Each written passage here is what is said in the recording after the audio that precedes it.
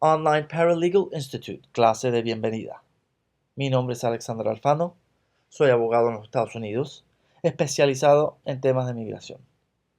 Y les voy a dictar curso en lo que es el proceso, los procedimientos de aplicar al servicio de inmigración para beneficios migratorios en los Estados Unidos. El curso se enfocará en brindarles apoyo logístico, apoyo técnico y apoyo jurídico. Trabajaremos para que el estudiante pueda tener el conocimiento necesario para preparar la documentación y facilitarle la gestión al cliente frente al servicio de inmigración. Seremos consultores. Trabajaremos investigando y como intermediarios entre el cliente y el servicio de inmigración para el proceso de aplicar y procesar la documentación necesaria para gestionar frente al servicio de inmigración. En ciertos casos, habrán paralegales, que trabajan con abogado o grupo de abogados para efectuar las gestiones. En el caso que no estén trabajando con abogados, recuerden que la designación o el título de paralegal no es permitido, pero siempre podrán servir como preparadores de documentación, facilitadores, consultores, etc. En este curso aprenderemos principalmente 3 criterios para aplicar con inmigración. Número 1, ¿qué mandar? Número 2, ¿dónde mandar? Y número 3, ¿cuánto mandar? Al aplicar siempre es importante saber qué se va a mandar y las instrucciones de los formularios le enumeran paso por paso los documentos, las pruebas necesarias. Número 2, ¿dónde mandar? Como el Servicio de Inmigración abarca todo el país, de Washington a California, de Florida a New York, tenemos que saber dónde mandar, porque inmigración tiene oficinas por todo el país y hasta en el exterior. Inmigración funciona a través de las embajadas y los consulados norteamericanos en el exterior. Y número 3, ¿cuánto mandar? Casi siempre es necesario pagar la gestión y se tiene que saber la cantidad que se está cobrando y cómo mandar el pago. Este curso ayudará al estudiante en atender al cliente, atención al cliente. Le brindamos un protocolo para las consultas, donde el estudiante aprenderá determinar los hechos del caso, analizar los hechos, llegar a conclusiones, opiniones, tomar decisiones, emitir instrucciones, ejecutar el trámite y presentar seguimiento. A veces las gestiones toman semanas o meses y en ciertos casos puede tardar hasta años. Aquí es importante una nota que cuando se lleguen a conclusiones e opiniones están limitados a que solo los abogados pueden dar opiniones jurídicas o opiniones legales o dar consejo legal.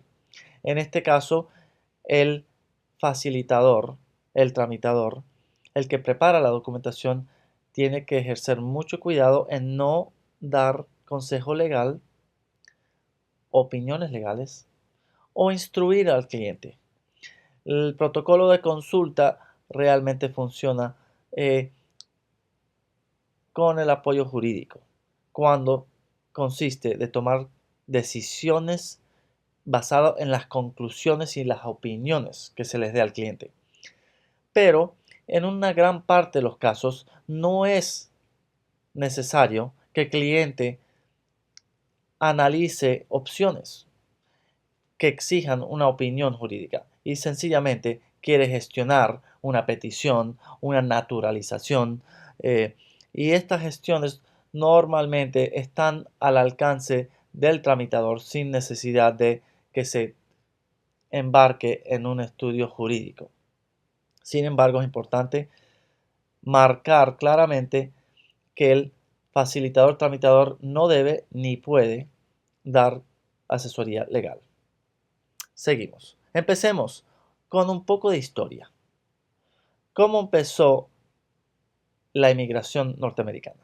Sabemos que los Estados Unidos se declararon independientes de la corona británica en el año 1776. A los pocos años, los Estados Unidos establecieron su constitución en el 1787.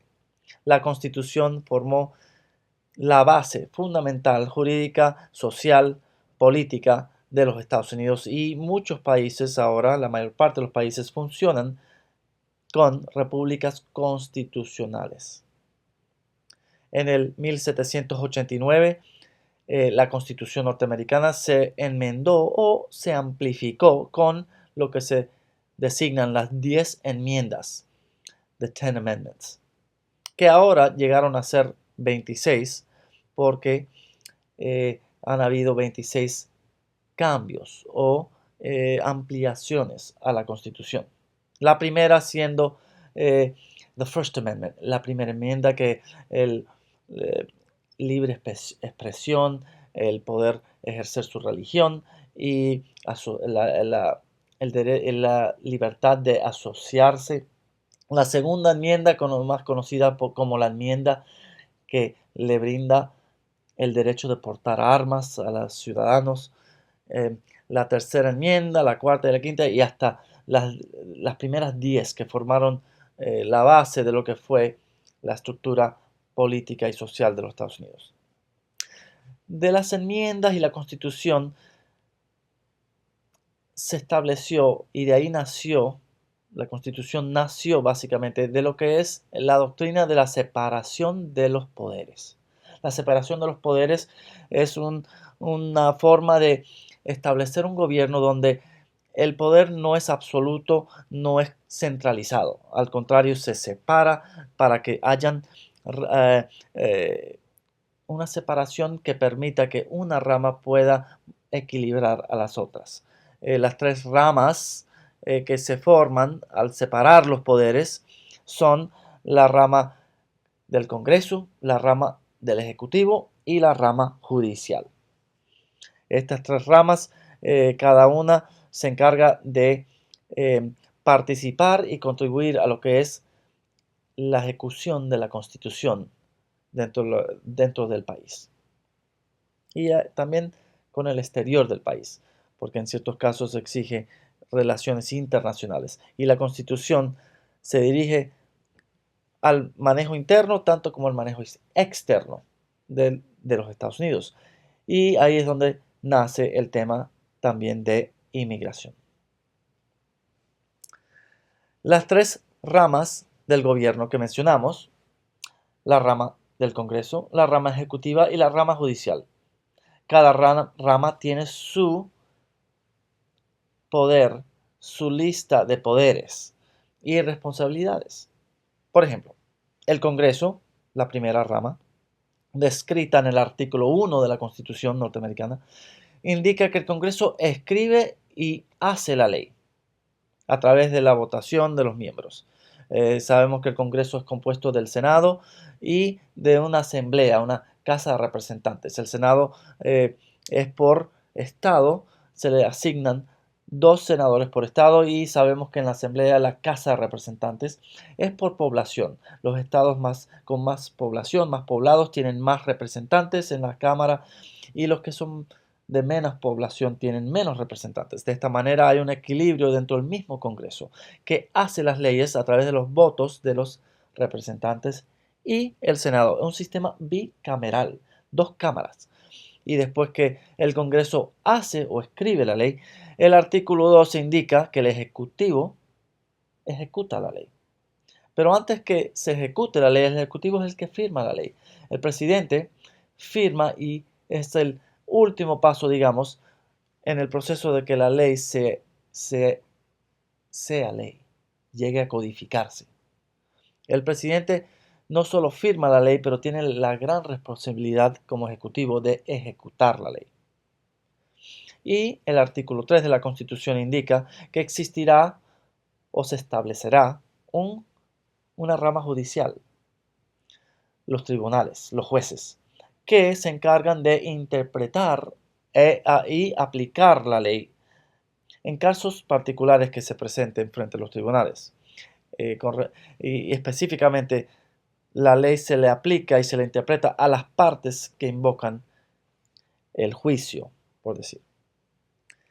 En este curso veremos que el tema de inmigración toca a las tres ramas porque el Congreso escribe la ley federal, la ley de inmigración, el Ejecutivo presidente ejecuta la ley de inmigración y los tribunales, la rama jurídica, interpreta la ley y la aplica en casos que hayan demandas entre las partes. En este curso de inmigración veremos que hay 4 agencias ejecutivas del presidente que ayudan al presidente a ejecutar la ley. Las 4 agencias son el Departamento de Seguridad Interno, Department of Homeland Security, el Departamento de Estado, the Department of State, el Departamento de Labor, the Department of Labor, y el Departamento de Justicia, the Department of Justice. Estas 4 agencias ayudan al presidente a ejecutar, enforzar la ley. Hablemos un poco de las 4 agencias administrativas del presidente que ayudan al presidente a ejecutar y enforzar la ley de inmigración. Primero, dijimos que tenemos el Departamento de Seguridad Interna, the Department of Homeland Security.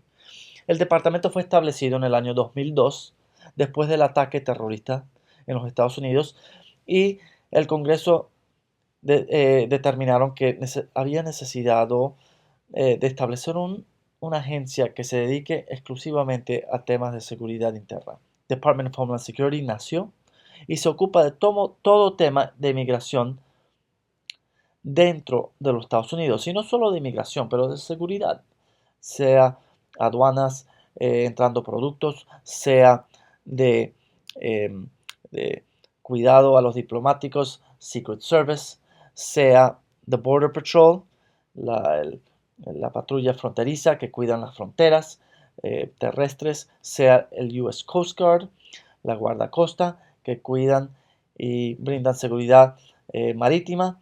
Tenemos 8 funciones del Department of Homeland Security, el Departamento de Seguridad Interna, que se llevan a cabo a través de 8 subministerios. Y se los mencioné. Primero, empecemos con el US Immigration and Naturalization Service, el USCIS. Se ocupan de toda petición o aplicación de inmigración dentro de los Estados Unidos. Veremos en unos momentos que gestiones de inmigración que se ejecuten fuera o estando fuera de los Estados Unidos, una de las partes, invoca las embajadas y los consulados. Pero eso será un tema que estudiaremos bajo el Departamento de Estado. El segundo subministerio del Department of Homeland Security podemos decir que es Immigration and Customs Enforcement. Es un cuerpo policial de inmigración y tienen las letras o las siglas ICE, ICE. Se ocupan de arrestar o cuidar realmente un cuerpo policial del Servicio de Inmigración. Otra subagencia de las 8 es el US Customs, aduanas, donde hay una vigilancia y un cuidado de lo que son los productos o los bienes que entren a los Estados Unidos. Otra subagencia, US Border Patrol, que cuidan las fronteras, la patrulla fronteriza y cuidan las fronteras terrestres. Tenemos el US Secret Service, el servicio secreto, otra agencia policial, normalmente encargados de cuidar a los diplomáticos o los representantes de otros países diplomáticos que están visitando los Estados Unidos, sean entonces diplomáticos norteamericanos o extranjeros que estén visitando. El Secret Service está en cargo de la seguridad de esas personas. Tenemos el Transportation and Security Administration, TSA, la Administración de Seguridad de Transporte. Son los agentes que cuidan los aeropuertos y que atienden la seguridad saliendo de los Estados Unidos. Será la contraparte a la US Customs y Immigration que cuidan la entrada a los Estados Unidos. TSA se ocupa de la salida, que haya los que revisan las maletas, el equipaje y los que estén viajando, asegurar que no haya un peligro aéreo o marítimo o en cualquier transporte realmente, aunque nos acostumbramos a solo ver TSA en los aeropuertos normalmente.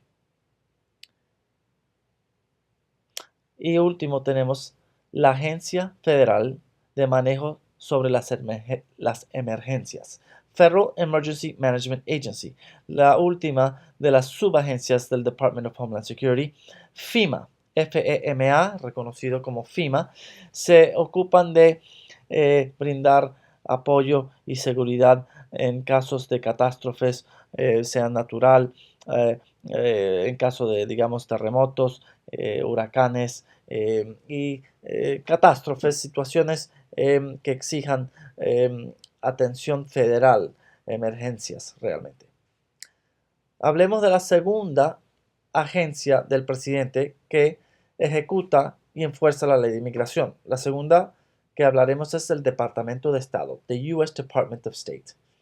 El US Department of State, compuesto de las embajadas y consulados en el exterior, ayudan al gobierno norteamericano a tramitar y procesar cualquier gestión de migración a los Estados Unidos cuando una de las partes, sea beneficiario o peticionario, esté fuera de los Estados Unidos. En tal caso, el aplicante, sea peticionario o beneficiario, se presenta en la embajada o consulado norteamericano en el exterior para que se le tramita su gestión migratoria. La tercera agencia del presidente que ayuda a ejecutar y enforzar la ley de inmigración es el US Department of Labor, el Departamento de Labor. El Departamento de Labor se ocupa de tramitar certificaciones laborales o visas no inmigrantes basadas en trabajo.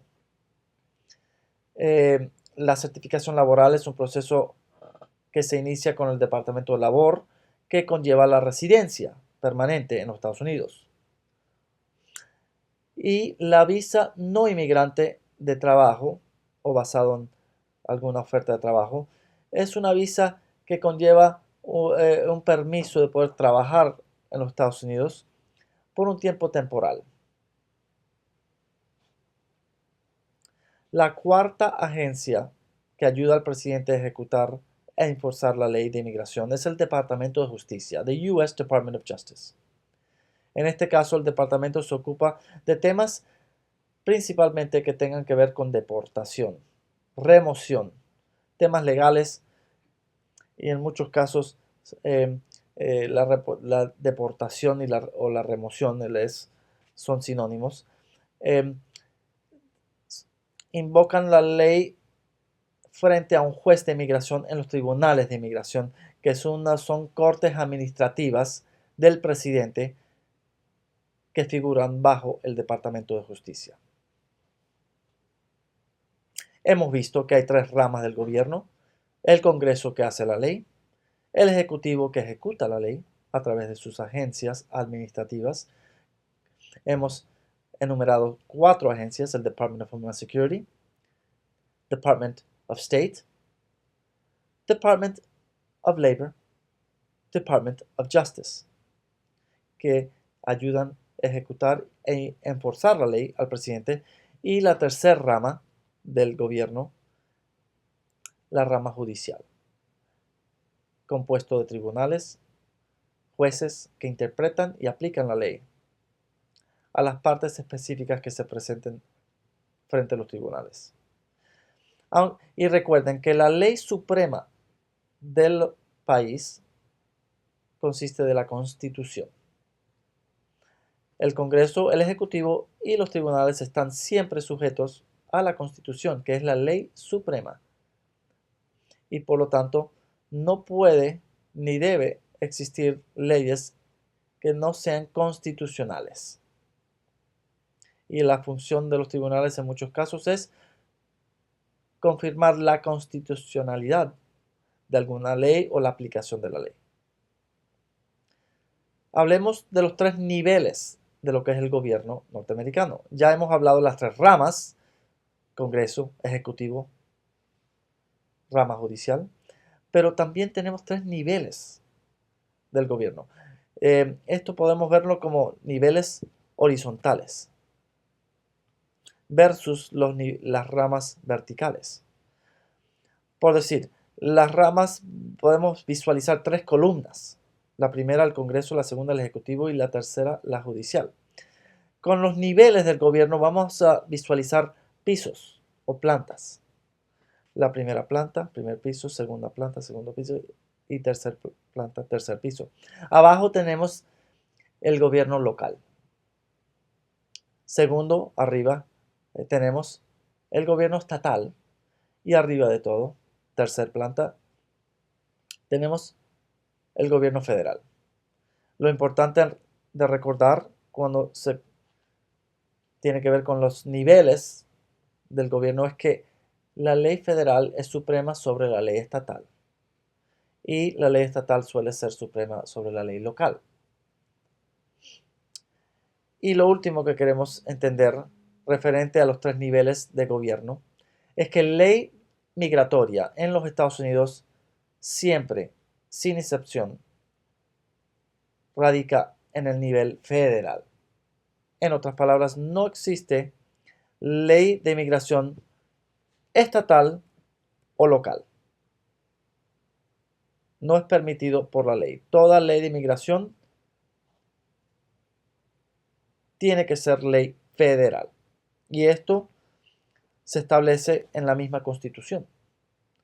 El artículo 1, sección 8, la cuarta cláusula, indica que la ley de naturalización se le emite al Congreso Federal exclusivamente con poder total para establecer una regla uniforme de naturalización.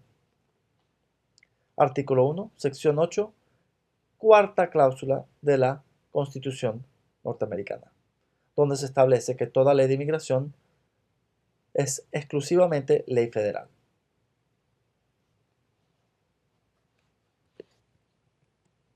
Las tres formas de ley de los Estados Unidos.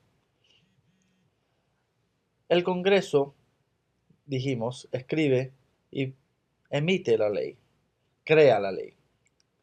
La ley se vota en el Congreso, se aprueba y se le pasa al presidente para que la firme. Y la ley se considera ley cuando llegue a estar en el código. El código es la acumulación de toda la ley de los Estados Unidos y se llama United States Code, Código de los Estados Unidos. El octavo título o tomo de las 51 que existen se dedica al tema de inmigración. Title 8. El octavo título se le dice el Immigration and Nationality Act, la Acta de Inmigración y Nacionalidad, y se designa con las letras INA. El Ejecutivo, el presidente, también emite regulaciones que son siempre sujetas al código, pero especifican y detallan el proceso que se lleva a cabo para que el Ejecutivo ejecute o aplique la ley. Por ejemplo, el Código de los Estados Unidos que emite el Congreso podría determinar que cierta visa se tramita bajo cierto criterio, Pero el Ejecutivo se encarga de especificar, detallar y publicar las regulaciones que controlan el cómo aplicar, qué mandar, dónde mandar, cuánto mandar. El Código de los Estados Unidos, United States Code, y el Código del Ejecutivo, the Code of Federal Regulations, el Código de Regulaciones o Reglamentaciones Federales.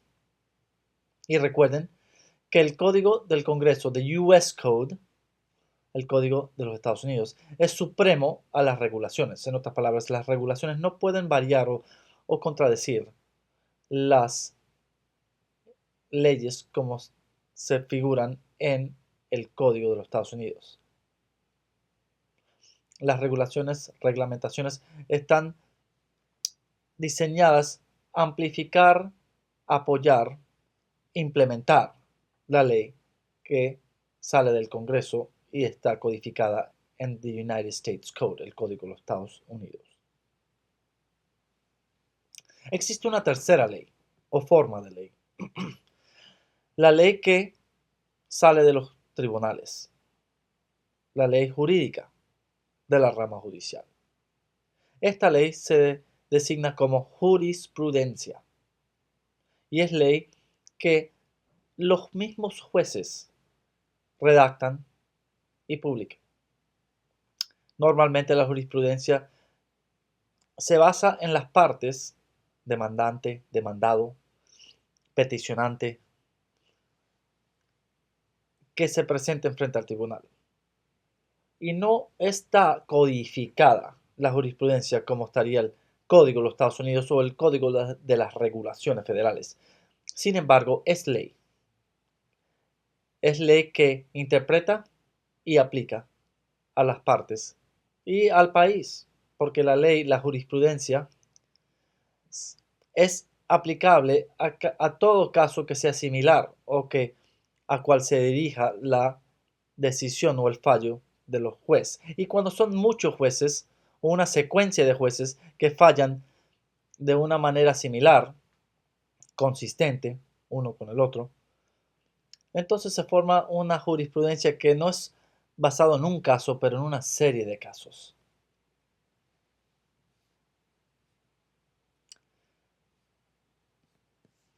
Las tres formas de ley en los Estados Unidos. Los tres caminos al estatus legal en los Estados Unidos. Los tres caminos de la inmigración. Antes del año 1952, la inmigración norteamericana se basaba por país o nacionalidad o ciudadanía. Por ejemplo, existían cuotas por cada país y se permitían que puedan inmigrar a los Estados Unidos tantos de cada país. Ciertos países se le daban más, otros menos en cuanto a la cuota. Pero a partir de 1952, el Congreso norteamericano estableció el Acta de Inmigración y Nacionalidad, the Immigration and Nationality Act. A partir de esa fecha, inmigración norteamericana se basó principalmente en tres caminos al estatus inmigratorio en los Estados Unidos. Y el primero de los tres es inmigración basado en relación familiar, family-based immigration. La segunda manera de emigrar a los Estados Unidos, el segundo camino a la inmigración norteamericana, es inmigración basado en empleo o inversión. En inglés se designa employment-based immigration. La tercera categoría o el tercer camino a la inmigración norteamericana es una categoría que abarca varias clasificaciones y la designamos como la categoría o el camino misceláneo. Abarca el asilo, el ajuste cubano, la cancelación de remoción, residencia por violencia doméstica, entre otras maneras de gestionar la residencia. Entonces, aprendemos que básicamente inmigración a los Estados Unidos es por petición familiar, petición laboral, o la tercera categoría miscelánea, que son maneras únicas o digamos irregulares que existen en el código de los Estados Unidos para poder ajustar o cambiar el estatus en los Estados Unidos. También tenemos una jerarquía de estatus migratorio. Son 5 categorías o estatus en la jerarquía de migración. Arriba tendríamos o tenemos el ciudadano y abajo tenemos el indocumentado. Veamos las 5 categorías o escalones en lo que es la jerarquía de estatus migratorio. Empecemos arriba y bajemos. Arriba de todo tenemos los ciudadanos. Pueden ser por nacimiento o por naturalización, que es el proceso a través del cual uno se adquiere la ciudadanía norteamericana. Recuerden que hay 2 maneras de ser ciudadano. El haber nacido en los Estados Unidos automáticamente le brinda ciudadanía norteamericana a la persona nacida en los Estados Unidos. Pero también el proceso de naturalización es una vía a la ciudadanía norteamericana. Una vez que uno sea naturalizado, tiene los mismos derechos que el ciudadano que haya nacido, con la excepción de no poder servir como presidente de los Estados Unidos. Ahí se le exige ciudadanía a través de haber nacido en los Estados Unidos. La segunda categoría de estatus o el segundo escalón de arriba para abajo es el residente permanente, el que tiene visa de inmigrante, famosamente referida como la tarjeta verde, the green card, a través de cual el extranjero puede vivir permanentemente, residir permanentemente en los Estados Unidos y tener los derechos de poder trabajar, viajar, tributar, como residente permanente. Es un estatus no tan, digamos, amplio como el de ciudadano, pero un estatus amplio que permite residencia permanente, indefinida.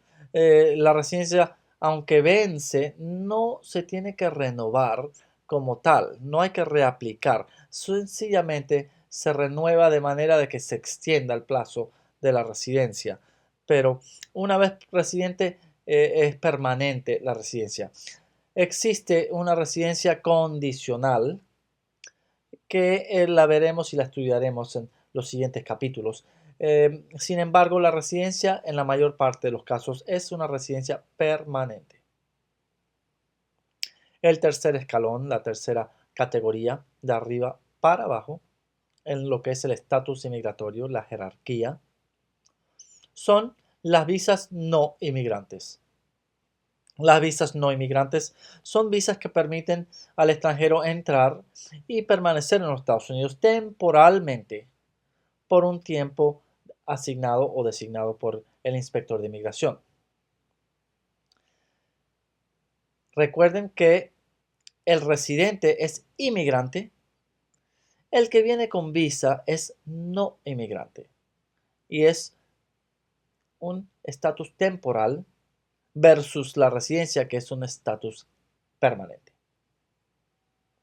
El cuarto escalón o la cuarta categoría, descendiendo, es el estatus provisional, un estatus temporal que se le otorga a categorías de extranjeros que no están ni ilegal, pero tampoco están legal totalmente.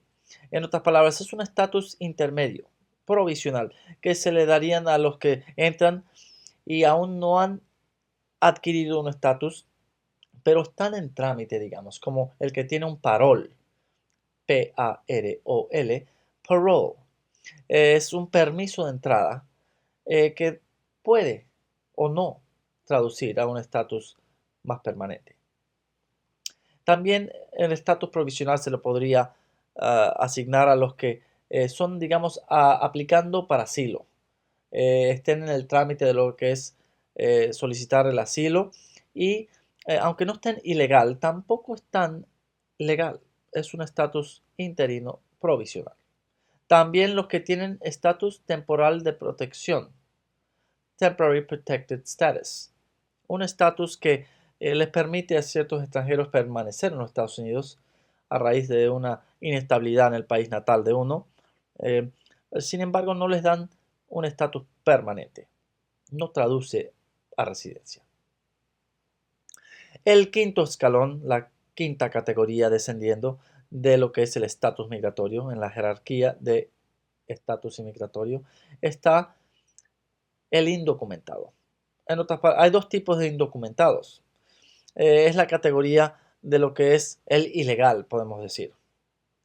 El indocumentado puede haber entrado con visa o permiso, algún permiso de entrada, y el permiso se le haya vencido, o la visa, el plazo de estadía basado en esa visa de entrada, se le haya pasado y el extranjero no haya salido del país, o también puede aplicar en casos que entró con visa, sin embargo violó los términos de la visa.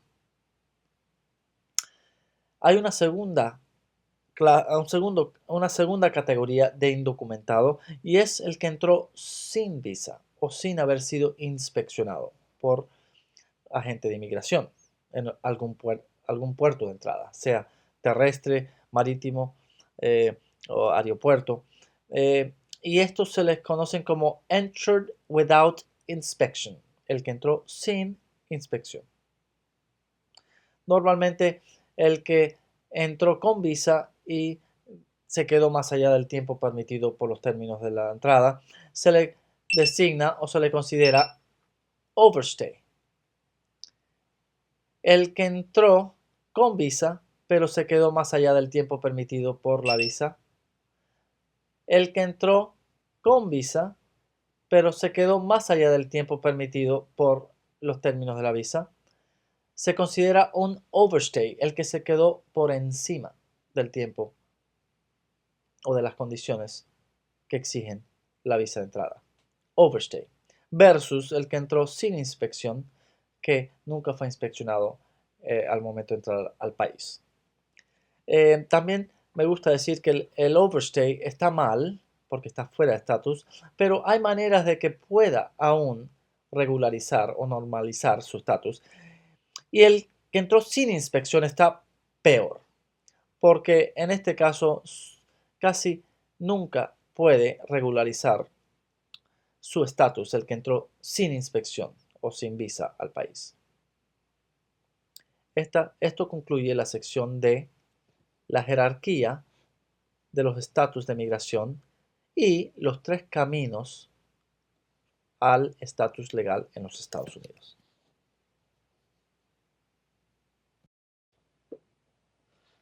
Sección Definiciones.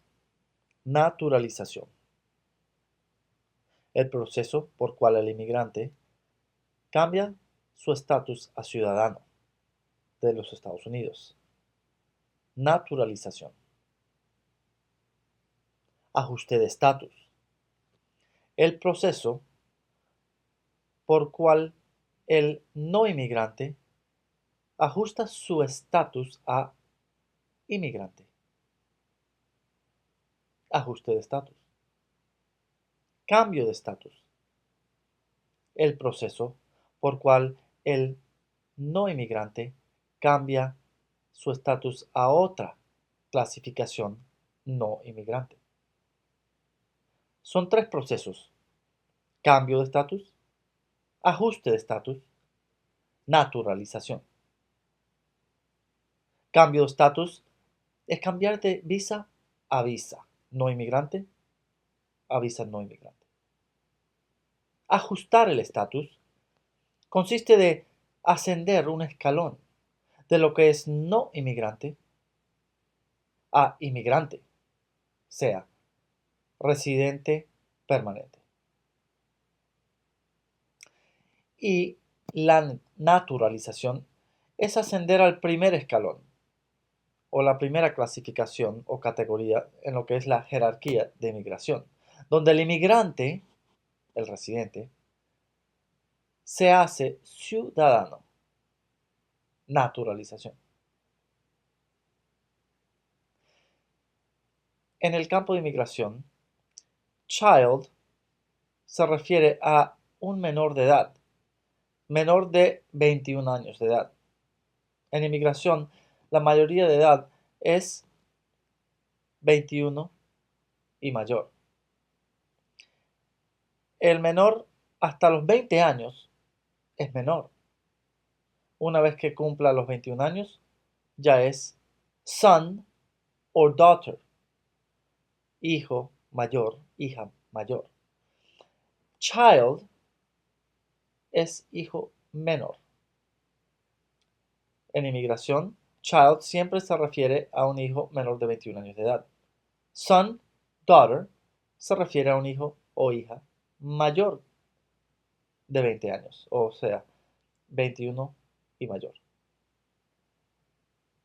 Consular processing.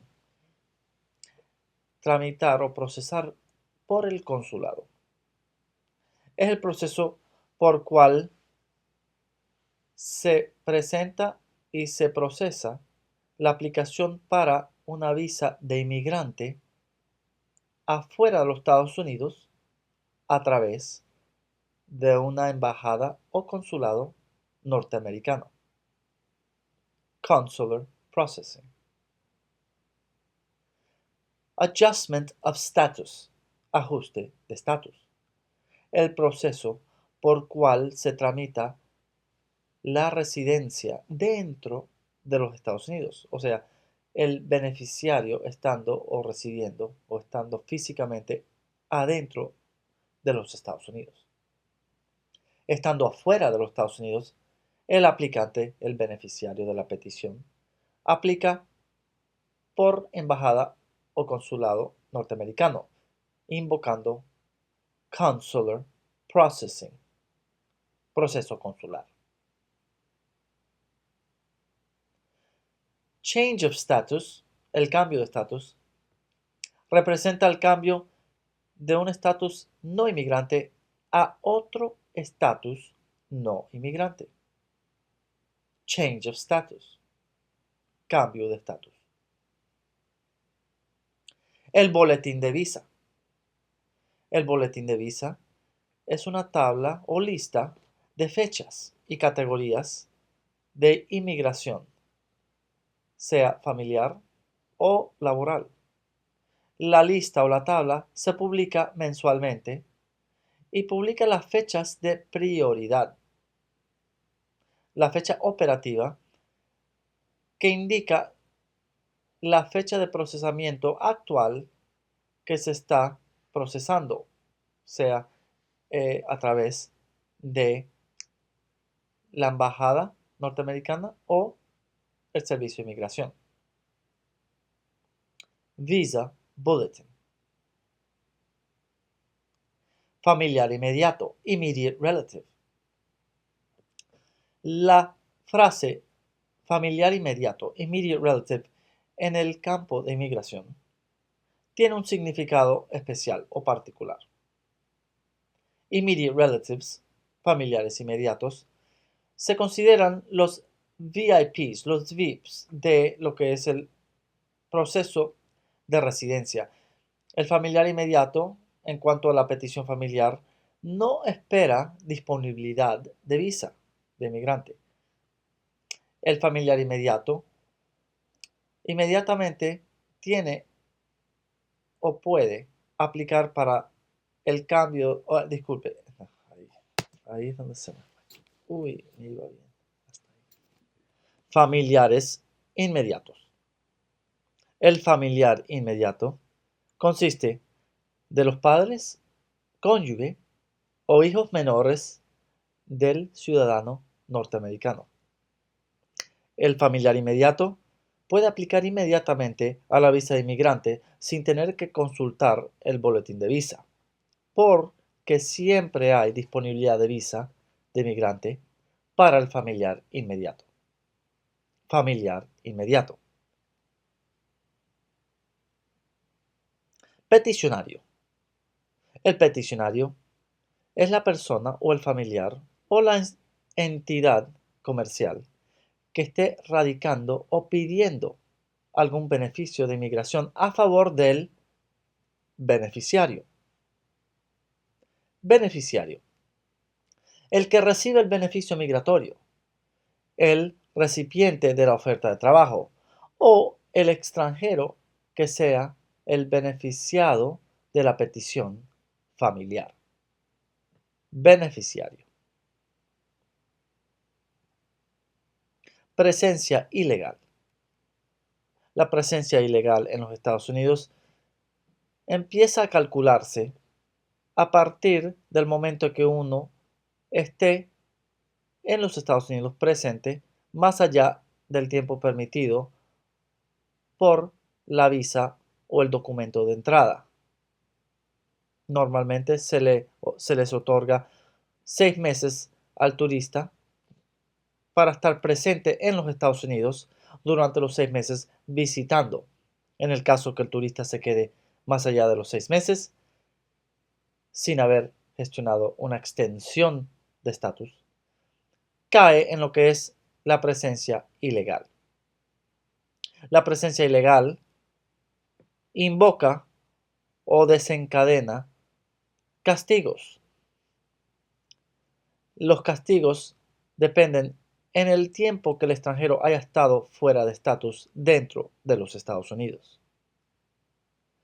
Si la presencia ilegal consiste de más de 180 días, pero menos de 360 días, la penalidad al extranjero que cayó en presencia ilegal son de 3 años de no poder ingresar a los Estados Unidos a partir del momento que el extranjero salga de los Estados Unidos.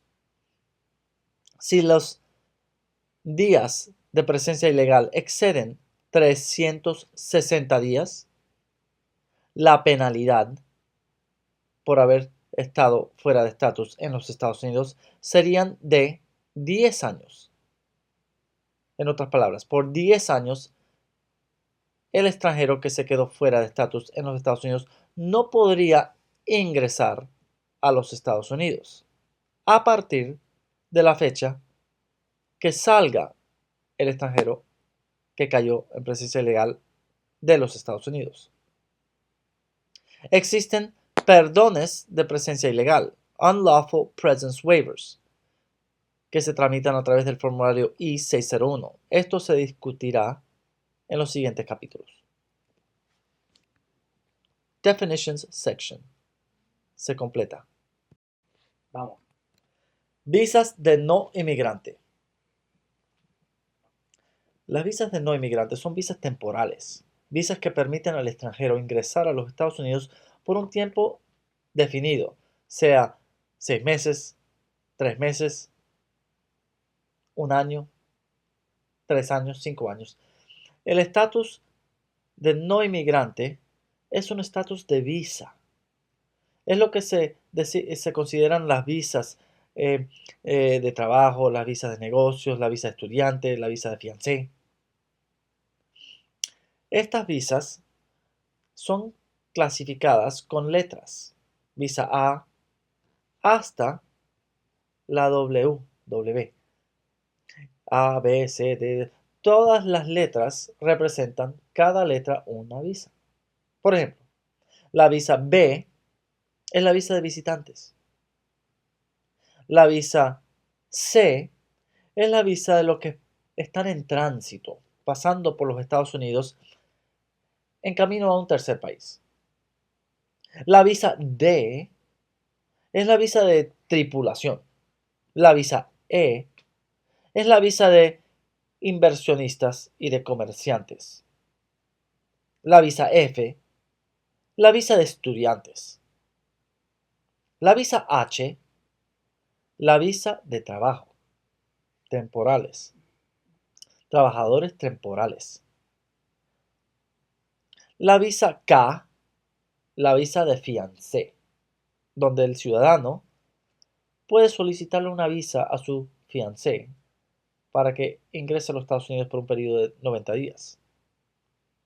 La visa L, la visa de negocios, donde se transfiere un empleado, ejecutivo, gerente de la empresa extranjera a un filial, sucursal, del que se establezca o que esté en los Estados Unidos.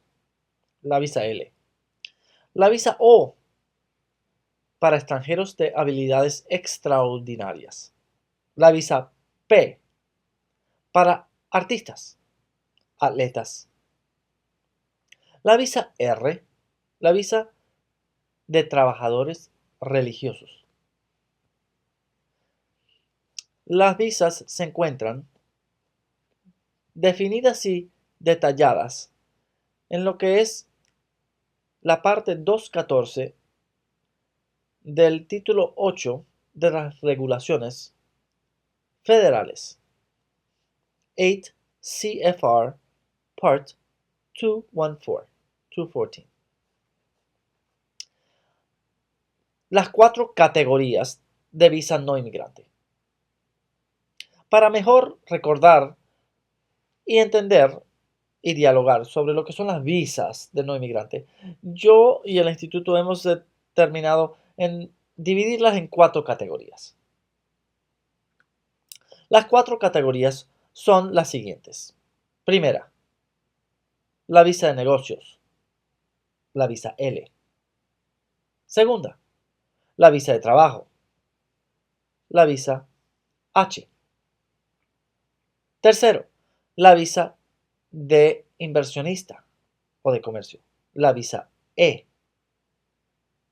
Y la cuarta categoría es la categoría que abarca las visas, el balance de las visas, sea la de estudiante, religioso, habilidades extraordinarias, fiancé. Veamos cada categoría en detalle. La visa L, que la estamos designando como la visa de negocios. La visa L consiste de básicamente 5 elementos. El primer elemento, una empresa en el exterior, la empresa madre. El segundo elemento, una empresa en los Estados Unidos, sucursal, rama, división. Tercer elemento, el ejecutivo, gerente o trabajador con conocimientos especializados que vaya a ser transferido de la empresa madre, a la empresa norteamericana. 4. Instalaciones físicas en los Estados Unidos y en el país exterior, donde opere y esté radicadas las empresas. En otras palabras, será necesario demostrar que hay oficinas, instalaciones físicas, donde operan y se radican los empleados, el equipo, la maquinaria, etc. Elemento número 5, una capitalización mínima o una capitalización adecuada a lo que es la operación de la empresa norteamericana para poder pagar la renta, el alquiler, digamos, teléfonos, fax, empleados. Estos 5 elementos es un resumen de lo que es la visa L. La empresa del exterior, recuerden que es una empresa que se une o se conecta a una empresa norteamericana. La ley exige, para tramitar la visa L, que la empresa del exterior haya estado en operación un mínimo de un año. Y exige también que la empresa de los Estados Unidos, la rama o filial, le otorgue a la empresa madre un mínimo de 51% de las acciones de la empresa norteamericana. La empresa norteamericana puede ser nuevamente establecida o puede ser adquirida y puede tener un historial o un trayecto comercial. En cuanto al el ejecutivo, gerente o especializado, se le exige que este beneficiario lleve el mínimo de un año de haber estado trabajando por la empresa madre en el exterior. La visa L, visa de negocios. Segunda visa que le resaltamos es la visa de trabajo, la visa H. Esta es la visa que se le ofrecen a los que lleguen a los Estados Unidos o desean entrar a los Estados Unidos con el propósito de trabajar. Normalmente este trabajo es basado en una oferta de trabajo. Y la visa H de trabajo también tiene 5 elementos, digamos. Primero, exige un peticionario, disculpe, que emita una oferta de trabajo al empleado. En otras palabras, el peticionario es la empresa norteamericana que emite un contrato laboral. Elemento número 2, el beneficiario, el que llenaría el cargo laboral. Normalmente el beneficiario para la visa H se le exige un título universitario de 4 años o más, o el equivalente en años de experiencia, tomando en cuenta que cada año universitario representa 3 años de experiencia. En el caso que no tenga estudio formal universitario, el beneficiario tendría que demostrar un total de 12 años de experiencia en el campo laboral para equivaler los 4 años de universidad que normalmente son requeridos. Elemento número 3, salario prevalecente. A través del Departamento de Labor, el peticionario somete una aplicación para que se verifique con la intención de que el salario ofrecido al beneficiario cumpla con los requisitos del Departamento de Labor, basado en el cargo, el punto geográfico donde se lleve a cabo el trabajo. Se radica con el Departamento de Labor una atestación de condiciones laborales para que el Departamento de Labor apruebe el salario y las condiciones laborales del cargo, siempre con la intención de proteger la fuerza laboral de los Estados Unidos y mantener un equilibrio en lo que son los empleados domésticos y los empleados extranjeros. Elemento número 4. La visa H, la visa de trabajo, es sujeto a una cuota anual de 65,000 visas. Aunque el Congreso norteamericano ha subido la cuota y ha bajado la cuota, en la actualidad se mantiene en 65,000 visas H anual a todos los aplicantes del mundo. Por lo tanto, la cuota se agota regularmente y esto provoca una espera, tener que esperar la disponibilidad de la visa. La espera en la actualidad puede ser de 12 a 18 meses. Elemento número 5 de la visa H es que la visa H se le otorga normalmente un máximo de 7 años, después de cual el beneficiario tiene que aplicar a la residencia a través de una de las categorías preferenciales laborales, que se hablará en el siguiente capítulo. Esto concluye la sección de visas no inmigrantes.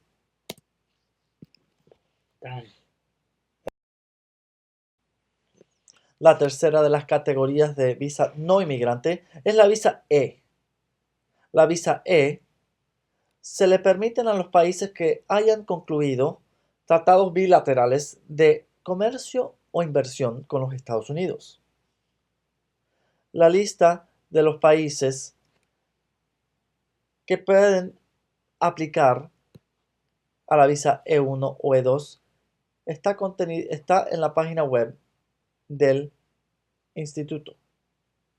Puede consultar la lista a ver si el país del cliente figura en la lista. Si el país figura en la lista, por ejemplo, Italia, el aplicante con el pasaporte italiano puede solicitar la visa de inversionista o de comerciante. La visa de comerciante o inversionista están divididas en visa E1 y la visa E2. La E1 es de comercio y exige que la empresa del extranjero tenga un gran volumen de comercio de bienes con los Estados Unidos. Normalmente, más del 51% del comercio de la empresa del extranjero tiene que ser con los Estados Unidos para que la empresa pueda otorgarle la visa E1 a sus gerentes ejecutivos o empleados. La visa E2 es la visa de inversión. La visa de inversión es también específico al país del aplicante. El beneficiario, tanto como el peticionario, tiene que ser de un país que figure en la lista de los países que hayan concluido un convenio bilateral de inversión con los Estados Unidos. El inversionista aspira a la visa E2 a través de su inversión de capital, dinero o activos. La inversión normalmente tiene que ser proporcional al comercio que se vaya a emprender. Una fábrica, por ejemplo, que necesite o consista de equipos y maquinaria cara y compleja, exigirá o necesitará mayor capital que una agencia de servicios que solo exija computadoras y oficina. La proporcionalidad del capital al oficio o el labor comercial de la empresa se toma en cuenta para determinar la cantidad de dinero que será considerada apropiada a la visa E2. Esta visa tiene una particularidad que puede ser extendida, renovada, indefinidamente, para que el inversionista pueda tener la visa E1 o E2, en el caso del comerciante, indefinidamente, sin tener que ajustar su estatus a residencia. Esto le brinda ciertas ventajas también tributarias al inversionista extranjero que, aunque tenga sus inversiones en los Estados Unidos, no necesariamente tiene que someterse al régimen tributario norteamericano. Y de la misma manera puede aprovechar el mercado norteamericano a través de sus inversiones o comercio por un periodo indefinido. La última categoría de visas no inmigrantes es la categoría miscelánea, que abarca a todas las visas que no sean visas de negocios, trabajo, inversión, comercio. Esta categoría consiste de las visas de turista, de estudiante, trabajador religioso, fiancés, habilidades extraordinarias, artistas, atletas, tripulación, etc. Las 4 categorías de visas no inmigrante. Esto concluye la sección de visas no inmigrante.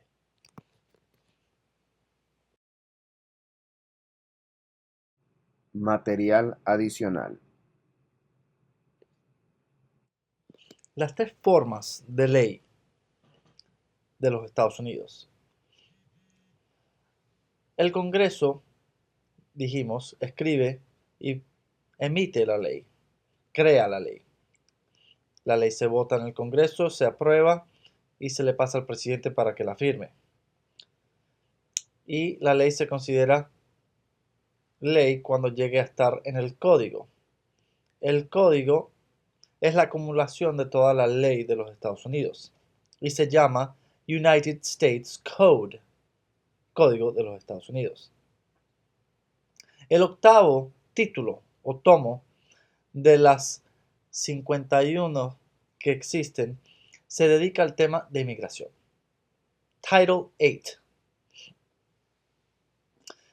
El octavo título se le dice el Immigration and Nationality Act, la Acta de Inmigración y Nacionalidad, y se designa con las letras INA. El Ejecutivo, el presidente, también emite regulaciones que son siempre sujetas al código, pero especifican y detallan el proceso que se lleva a cabo para que el Ejecutivo ejecute o aplique la ley. Por ejemplo, el Código de los Estados Unidos que emite el Congreso podría determinar que cierta visa se tramita bajo cierto criterio, pero el Ejecutivo se encarga de especificar, detallar y publicar las regulaciones que controlan el cómo aplicar, dónde aplicar, qué mandar, dónde mandar, cuánto mandar. El Código de los Estados Unidos, United States Code, y el Código del Ejecutivo, The Code of Federal Regulations, el Código de Regulaciones o Reglamentaciones Federales. Y recuerden que el Código del Congreso, the US Code, el Código de los Estados Unidos, es supremo a las regulaciones. En otras palabras, las regulaciones no pueden variar o contradecir las leyes como se figuran en el Código de los Estados Unidos. Las regulaciones, reglamentaciones están diseñadas a amplificar, apoyar, implementar la ley que sale del Congreso y está codificada en the United States Code, el Código de los Estados Unidos. Existe una tercera ley o forma de ley. La ley que sale de los tribunales, la ley jurídica de la rama judicial. Esta ley se designa como jurisprudencia y es ley que los mismos jueces redactan y publican. Normalmente la jurisprudencia se basa en las partes demandante, demandado, peticionante, que se presenten frente al tribunal. Y no está codificada la jurisprudencia como estaría el Código de los Estados Unidos o el Código de las Regulaciones Federales. Sin embargo, es ley. Es ley que interpreta y aplica a las partes y al país, porque la ley, la jurisprudencia, es aplicable a todo caso que sea similar o que a cual se dirija la decisión o el fallo de los jueces. Y cuando son muchos jueces o una secuencia de jueces que fallan de una manera similar, consistente, uno con el otro, entonces se forma una jurisprudencia que no es basado en un caso, pero en una serie de casos.